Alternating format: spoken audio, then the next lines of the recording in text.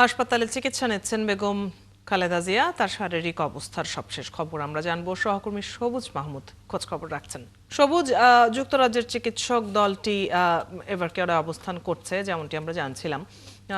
একটু জেনে নিতে চাই যে তাদের তরফ থেকে কোনো ধরনের পরামর্শ কি জানা গেছে কিনা। অদিতি, যুক্তরাষ্ট্র থেকে যে চিকিৎসক এসেছেন তার নাম রিচার্ড বিয়েল।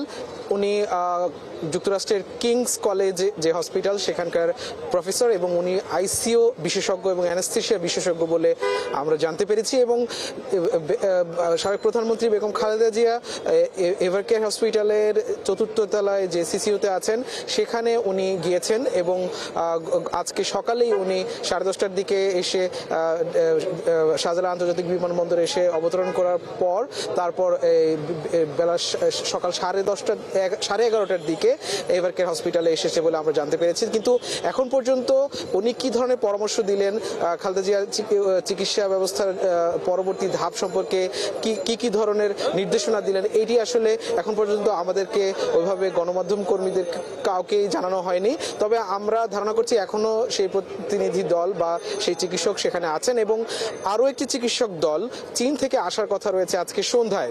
এবং এই দুটো দল যখন সমন্বিত করে একটি সিদ্ধান্ত নেবেন যে আসলে বেগম খালেদা জিয়ার পরবর্তী চিকিৎসা ব্যবস্থাটা আসলে কি হবে। এখানে আমরা তাকে বিদেশে নিয়ে যাওয়ার একটা বিষয় জানতে পাচ্ছি যে বিদেশে নিয়ে যাওয়ার জন্য সে আসলে শারীরিকভাবে প্রস্তুত কিনা এবং সেখানে নিয়ে গেলে কোন মাধ্যমে কিভাবে তাকে নেওয়া হবে সে বিষয়ে একটি সিদ্ধান্ত নেওয়ার জন্য বাংলাদেশে যে মেডিকেল বোর্ড গঠন করা হয়েছে সেই বোর্ডের সাথে বিদেশি চিকিৎসকদের সিদ্ধান্তের সমন্বয় করে এই সিদ্ধান্ত নেওয়া হবে।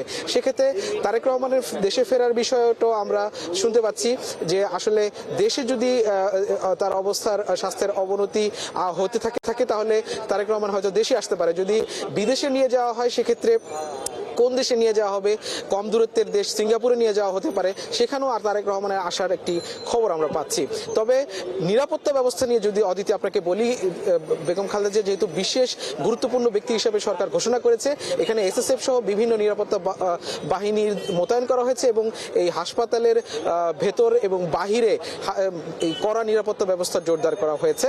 এবং নিরাপত্তা ইস্যুতে আরেকটু জানিয়ে রাখি, কিছুক্ষণ আগে প্রধান উপদেষ্টার ভেরিফাইড ফেসবুক থেকে আমরা জানতে পেরেছি যে আগামীকাল 4 ডিসেম্বর এখানে এসএসএফ এর যে নিরাপত্তা প্রোটোকল সেই প্রোটোকল অনুযায়ী এই এভারকেয়ার হাসপাতালের আশেপাশে দুটি ফাঁকা মাঠে সেনাবাহিনী এবং বিমান বাহিনীর দ্বারা দুটো হেলিকপ্টার উড্ডয়ন এবং অবতরণ করা হবে বলে প্রধান উপদেষ্টা ফেসবুক থেকে জানতে পেরেছে এবং এই নিয়ে যেন কোনো ধরনের গুজব না হয় সে বিষয়ে সতর্ক করা হয়েছে।